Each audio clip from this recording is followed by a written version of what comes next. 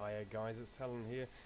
We're on to the class 415. Now there's numerous classes of slam door type DMUs, whatever you want to call them, available for this train simulator. This one is one I picked up a little while ago on sale for the simple reason I was going through a phase of designing quite a few Network Southeast scenarios. Now this, of all of the slam door DLCs, ranks probably, if not my bottom, certainly in the bottom two, and for several reasons. Now, first of all, let's just have a look at the engine itself. It's a beautifully designed engine, absolutely beautiful, lots of lovely, very, very intricate detail, right down, I don't even see that there, right down to the individual sort of bolt heads and all that sort of stuff. It's a really, really well designed and really well thought out design. The interior, so we're going to jump to an interior shot, is in terms of train simulator, is incredible. You know, we've got the little alarm things. It's great.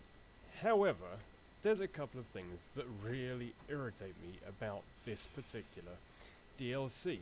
Now, I'm saying this on the basis that the full price of this is £12, which puts it on the same level as the Castle Class DLC, as the 419 DLC we saw last time, as numerous other DLCs that are £12. Does it justify it? In my personal view, it doesn't even, it comes halfway to justifying it. This should be a £6-7 DLC. If it's on sale, I would probably grab it. However, let me tell you some of the negatives.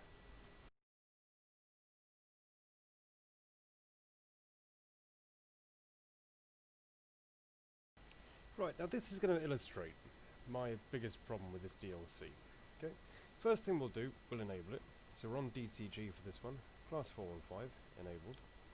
We'll come across here, and we'll scroll down, and find the class 415, and that's it, there.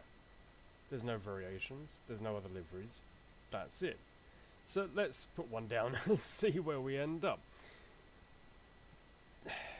Yeah, and what makes this even worse, in my view, is that not only are there no extra liveries, are there no options for it, but it also says quite clearly Kent Link on the side, which means that I can't even use it on other potential routes with it without it looking out of place. They've gone with one livery variation for a type of engine that was in service for, you know, close on 45 years. And I do not find that acceptable for a £12 DLC. This thing should have had options for at least 2 different BR liveries, you know, and potentially one even later in its career as well. This is really, really poor. And again, it's just, if you're designing a scenario for the, you know, Chatham main line, possibly, then it's got application for that. But really, just one livery? That, I'm sorry, is not worth £12.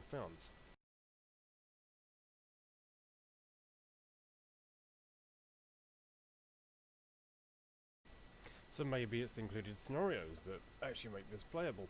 There are 3 included, all 3 for the South London network. Now, I'm not going to spend a video actually driving these, so we'll actually go in depth in the scenario editor and have a look at them properly. Now, I've just loaded it up into the scenario editor, one called Evening Rush, which is the very first one. And first things first, let's have a look at how many engines they've actually got.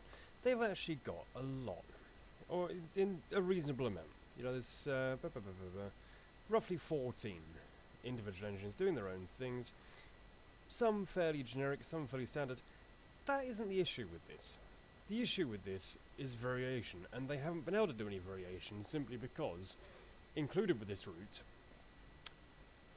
is nothing at all in Network Southeast livery. So if we come across the next platform, you'll see there's 2 more 415s lined up together, which means that when you're driving along, all you will see are more and more and more 415s. Now, yeah, you're starting to see where I'm going with this. It's just, to me, to justify this price tag of £12, what they should have actually done is the same as a lot of other routes where they include something else in the price.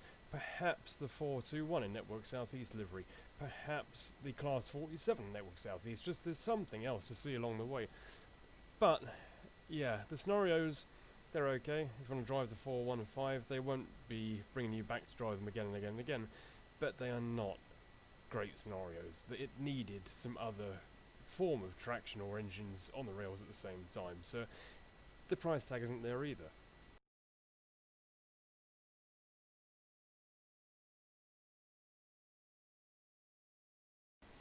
So what do we have?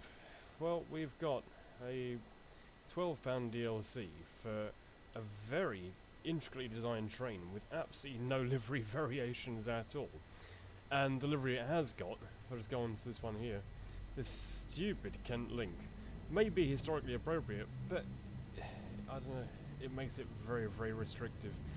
So yeah, I mean, you know, in terms of what can you can't you do, if you absolutely love Network Southeast and a 415 is high up on your list, you might be able to do something with it, but it's not going to be on my must-buy list anytime soon. Anyway guys, hope that helped, and I will see you for the next one.